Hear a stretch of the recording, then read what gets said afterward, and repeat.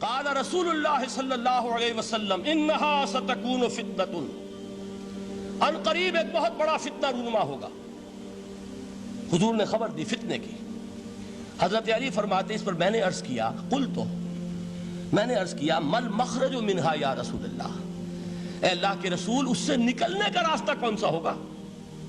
دیکھیے یہ لکھا ہوا ایگزٹ، نکلنے کا راستہ، اور عام طور پر آپ نے دیکھا ہوگا بڑے ہالز میں یہ سرخ روشنی ہوتی ہے، اس میں اس کا اہتمام کیا جاتا ہے کہ اگر خدا نہ خواستہ کوئی حادثہ ہو جائے لوگوں کو معلوم ہو نکلنے کا راستہ کون سا، یہ مخرج ہے۔ حضور نے خبر دی کہ فتنہ ہوگا۔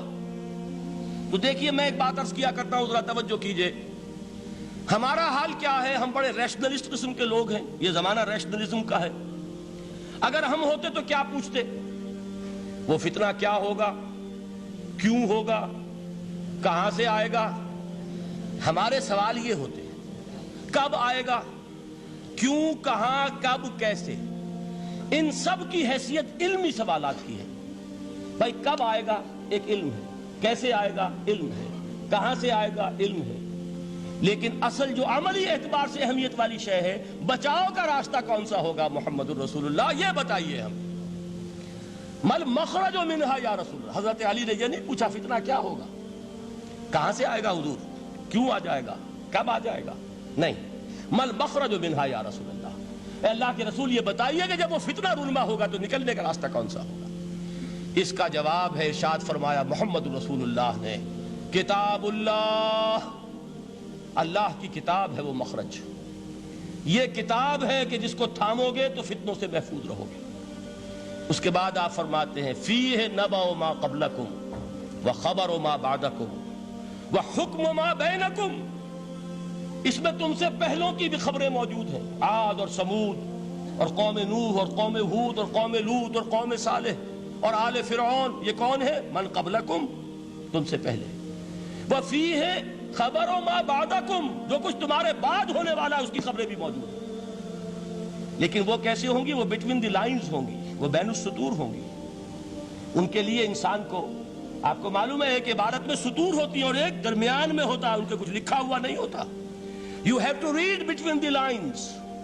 قرآن میں بعد میں آنے والے حالات بھی درج ہیں، لیکن اس طرح نہیں جیسے کہ پچھلے حالات درج ہیں۔ اس کے لیے ذرا ان ڈیپتھ پونڈرنگ اوور، غور و فکر اور تدبر کی ضرورت ہوگی۔ وَحُکْمُ مَا بَيْنَكُمْ، اور جتنے اختلافات تمہارے اندر پیدا ہوں گے تا قیام قیامت، ان سب کا فیصلہ بھی اس کتاب میں موجود ہے۔ وَهُوَ حَبْلُ اللَّهِ الْمَتِينُ وَهُوَ الذِّكْرُ الْحَكِيمُ، یہی تو ہے وَهُوَ الصِّرَاطُ الْمُسْتَقِيمُ، سیدھا راستہ، اور کون سا؟ یہی قرآن تو ہے۔ ہر رکعت میں کہتے ہو اهْدِنَا الصِّرَاطَ الْمُسْتَقِيمُ، اور قرآن دیا ہوا ہے اس پر غور نہیں کرتے۔ عجیب تماشا ہے ہمارا، نماز کی ہر رکعت میں اهْدِنَا الصِّرَاطَ الْمُسْتَقِيمُ، اور حضور فرمایا وَهُوَ الصِّرَاطُ الْمُسْتَقِيمُ، صراط مستقیم یہ قرآن ہی تو ہے۔ الذکر الحکیم یہ قرآن ہی تو ہے۔ وَهُوَ حَبْلُ اللَّهِ الْمَتِينُ، اور یہی ہے اللہ کی مضبوط رسی۔ آپ نے قاری صاحب سے وہ آیات سنی سورہ آل عمران کی، وَاعْتَصِمُوا بِحَبْلِ اللَّهِ جَمِيعًا وَلَا تَفَرَّقُوا، اللہ کی رسی کو مضبوطی سے مل جل کر تھامو اور تفرقے میں مبتلا نہ ہو۔ تفرقہ ہوگا تو کیا ہوگا؟ تمہاری ہوا اکھڑ جائے گی۔ آج آپ کو معلوم ہے دول عرب اگر یہ یکجا ہو جائیں، ایک دن کے لیے اسرائیل قائم نہیں رہ سکتا، امریکہ نہیں، امریکہ کا باپ اسے قائم نہیں رکھ سکتا۔ اگر امت عرب ہی جمع ہو جائے، عالم اسلام تو بڑی شے ہے، جو وسائل ان کے پاس ہیں، جو اللہ تعالیٰ نے ان کو نعمتیں عطا فرمائی ہیں، لیکن افتراق، انتشار، اختلاف، جتھے بندی، گروہ بندی، دھڑے بندی، اس نے اسرائیل کا خنجر ان کے سینے میں پیوست کیا ہوا ہے۔ اس لیے کہ فَتَذْهَبَ رِيحُكُمْ، اگر تم اختلاف کرو گے تو تمہاری ہوا اکھڑ جائے گی، آج وہ ہوا اکھڑ چکی ہے۔ تو فرمایا وَاعْتَصِمُوا بِحَبْلِ اللَّهِ جَمِيعًا وَلَا تَفَرَّقُوا، اللہ کی رسی کو مضبوطی کے ساتھ مل جل کر تھامو اور تفرقے میں مت پڑو۔ حضور فرما رہے ہیں وہ اللہ کی رسی کون سی؟ ہوا حبل اللہ المتین، یہی قرآن ہے اللہ کی مضبوط رسی۔ علامہ اقبال نے کیا خوب کہا ہے، علامہ اقبال نے قرآن اور حدیث کے حقائق کو جس طریقے سے اشعار کا جامع پہنایا ہے، وہ تو خود کہتے ہیں گوہر دریائے قرآن سفتام، میں نے قرآن مجید کے دریا سے موتی نکال کر اپنے اشعار کے اندر میں نے چن دیے ہیں، میرا کام اور کچھ نہیں ہے۔ موتی کوئی بھی غواص پیدا نہیں کرتا، دریا کی گہرائی سے نکال لاتا ہے۔ یہ میری حکمت نہیں ہے جو میرے اشعار میں ہے، یہ میں نے قرآن مجید کے دریا میں غوطہ زنی کر کے اس سے یہ موتی نکالے، گوہر دریائے قرآن سفتام۔ اب دیکھیے اسی حدیث کے اس ٹکڑے کو کیسے شعر میں لائے ہیں۔ از یک آئینی مسلمان زندہ است، پے کرے ملت سے قرآن زندہ ہست۔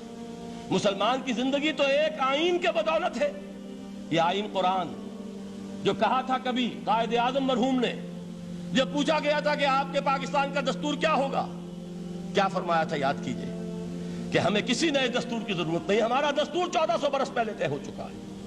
یہ ہماری بدقسمتی ہے جو کچھ کہا تھا قائد اعظم نے کہ God has given us a golden opportunity to prove our worth as architects of a new state, and let it not be said that we didn't prove equal to the task۔ میں معذرت کے ساتھ عرض کروں گا حضرت کہ واقعہ یہ ہے کہ ہم اس کے equal to the task ثابت نہیں ہوئے۔ قائد اعظم کا دیا ہوا پاکستان آج دنیا میں موجود نہیں ہے، اس کا ایک حصہ اپنے نام سے دستبردار ہو کر بنگلہ دیش بن چکا ہے، اس نے اپنی تاریخ کو خیر بات کہہ دیا ہے۔ حالانکہ مسلم لیگ کی جنم بھومی ڈھاکہ ہے، 1906 میں ڈھاکہ میں مسلم لیگ نے جنم لیا تھا، اور اگر وہ صرف ہم سے علیحدہ ہوتا یہ گہرا صدمہ ہوتا، لیکن یہ کہ اس نے جب نام بدلا ہے در حقیقت اس نے اپنے تاریخ سے اپنے پس منظر سے استعفیٰ دیا ہے۔ یہ ہمارا دوہرا ہمارے لیے صدمے کی بات ہے۔ کیا 2 یمن موجود نہیں ہے؟ ان میں سے کوئی ایک بھی اپنا نام چھوڑنے کو تیار ہوگا؟ کیا 2 جرمنی دنیا میں موجود نہیں ہے؟ کوئی ایک بھی ان میں سے اپنا نام چھوڑے گا؟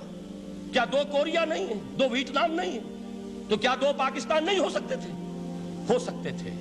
میں یہ کہا کرتا ہوں کہ یہ گہرا صدمہ ہے علیحدگی، اور دوہرا صدمہ ہے، اور اس سے کہیں زیادہ بڑا کہ انہوں نے اپنا نام بدل دیا، اپنی آئیڈینٹی چینج کر دی، انہوں نے وہ نام اپنے ماتھے سے اتار کر خلیج بنگال کے اندر دبو دیا۔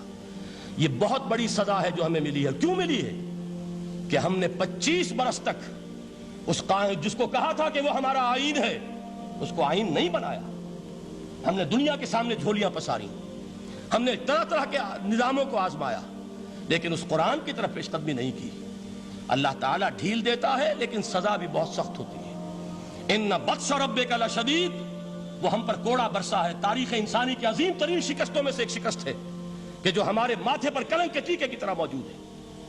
اللہ کرے کہ آئندہ یہ تاریخ اپنے آپ کو نہ دہرائے، لیکن میں عرض کر دیتا ہوں آپ سے، جو ہمارے لچھن ہیں، جو ہمارا طرز عمل ہے، جو ہمارے لیل و نہار ہیں، جو ہمارا انداز ہے، اللہ کے دین کا استہزاء اور تمسخر، جس طرح اللہ کے ساتھ مذاق ہم کر رہے ہیں، اس کا شاید اس سے بھی کہیں زیادہ برا نتیجہ نکلے۔ اللہ مجھے اور آپ کو اور ارض مقدس پاکستان کو اس انجام سے بچائے، لیکن اس کے لیے کام کرنا ہوگا۔ صرف کہنے سے بات نہیں بنے گی، کمر کسنی ہوگی، ہمت جو ہے پھر انسان کو اثر نو، ایک نئی تعمیر، ایک عزم، ایک ہاتھ میں قرآن اور ایک میں تلوار لے کر یہ امت پھر دوبارہ میدان میں آئے۔ بہرحال عرض یہ کرنا تھا، اقبال کہتا ہے از یک آئینی مسلمان زندہ است، پے کرے ملت سے قرآن زندہ ہست، ماں ہما خاک و دل آگاہ اوست، اعتصامش کن کہ حبل اللہ اوست۔ تامو اس کو مضبوطی کے ساتھ، حبل اللہ یہی قرآن ہے۔ یہ یک آئینی اور پیکر قرآن کی زندگی، پیکر ملت کی زندگی جو ہے اس قرآن کی بدولت ہے۔ تو حضور نے کیا فرمایا؟ فتنے سے بچنے کا راستہ کون سا ہے؟ کتاب اللہ فیہ نبأ ما قبلکم وخبر ما بعدکم وحکم ما بینکم وہو الصراط المستقیم وہو حبل اللہ المتین وہو الذکر الحکیم۔ ایک 3 جملے اور سن لیجئے۔ هو الذی لا یشبع منہ العلماء ولا یخلق عن کثرت الرد۔ یہ قرآن وہ شے ہے جس سے اہل علم کبھی سیر نہ ہو سکیں گے۔ ولا تنقضی عجائبہ، اس کے عجائب کبھی ختم نہیں ہوں گے۔ یہ ہیروں کی وہ کان نہیں ہے کہ جو کبھی خالی ہو جائے کہ سارے ہیرے نکل چکے، اب مزید ہیرے نہیں ہیں، نہیں، علم اور حکمت کے ہیرے اور ہدایت اور حکمت کے موتی اس میں سے ابد الآباد تک نکلتے رہیں گے۔ ضرورت صرف کھودنے کی ہے۔ میں نے وہ لفظ استعمال کیا تھا، آج کا قرآن کھودنا ہوگا، آج کی ہدایت اس قرآن سے نکالنی ہوگی۔ قرآن جب نازل ہوا آن دی سرفیس، بالکل ظاہر وہ تھی اس کی ہدایت جو اس دور کے لیے ضروری تھی۔ ہمیشہ کی ہدایت اس کے اندر رکھ دی گئی ہے، اس میں مضمر ہے، اس میں چھپی ہوئی ہے، اس کے لیے تدبر کی ضرورت ہے۔ کتاب انزلناہ الیک مبارک لِيَدَّبَّرُوا آیَاتِهِ وَلِيَتَذَكَّرَ أُولُو الْأَلْبَابِ، لوگ تدبر کریں، اس کی گہرائیوں کے اندر غوطہ زنی کریں۔ لا تنقضی عجائبہ، اس کے عجائب کبھی ختم نہیں ہوں گے۔ ولا یشبع منہ العلماء، اہل علم کبھی اس سے سیر نہیں ہوں گے۔ آپ کو سخت بھوک لگی ہوتی ہے اور کھانا کھانے کے تھوڑی دیر کے بعد اب آپ کا ہاتھ رک جاتا ہے، سیر ہو گئے، بہترین کھانا ہے لیکن نہیں کھا سکتے۔ اگر عام حالات میں وہ آتا تو کبھی نہ چھوڑتے، لیکن اب وہ آپ کا میزبان کہہ رہا کچھ اور لیجئے، تناول فرمائیے ذرا یہ بھائی نہیں میں اب بھر چکا، یہ آپ کہتے ہیں کہ نہیں؟ حضور فرمایا یہ قرآن وہ شے نہیں ہے جس سے اہل علم کبھی سیر ہو سکے، ان کی پیاس بڑھتی چلی جائے گی، ان کے اندر quest of knowledge, search for wisdom بڑھتی چلی جائے گی۔ کبھی بھی انسان یہ محسوس نہیں کرے گا کہ مجھے جو لینا تھا میں لے چکا، بلکہ یہ کہ جیسے جیسے قدم آگے بڑھیں گے تہذیب کے، تمدن کے، علم کے، اتنے ہی قرآن جو ہے وہ آگے بڑھتا چلا جائے گا ہر دور کی رہنمائی کے لیے۔ لا تنقضی عجائبہ ولا یخلق عن کثرت الرد، بار بار کے پڑھنے سے اس پر بوسیدگی طاری نہیں ہوگی۔ دنیا کی اور کتابیں ہیں، ایک دفعہ پڑھ لیں گے، دو دفعہ پڑھ لیں گے، تین دفعہ پڑھ لیں گے، چار دفعہ پڑھ لیں گے، پھر جی نہیں چاہے گا۔ لیکن یہ کتاب وہ ہے، امام شافعی کا میں واقعہ آپ کو سناتا ہوں۔ وہ یہ کہتے ہیں کہ ایک مرتبہ میرے ذہن میں یہ سوال آ گیا کہ اجماع کے لیے بھی قرآن مجید میں کوئی سند ہے، دلیل ہے؟ سب مانتے ہیں کہ اجماع جو ہے سورس ہے قرآن کے اسلامی قانون کی، جس پر کہ امت کا اجماع ہو جائے۔ تو کہتے ہیں میں نے 300 مرتبہ قرآن پڑھا اول سے آخر تک، صرف اس دلیل کی تلاش میں۔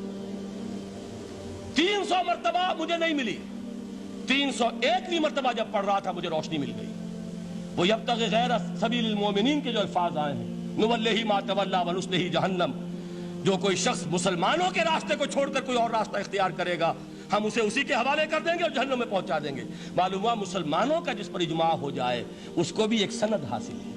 یہ مسلمانوں کا مجمع علیہ ایک راستہ ہے، اس کو بھی ایک سند اور دلیل کی حیثیت حاصل ہے۔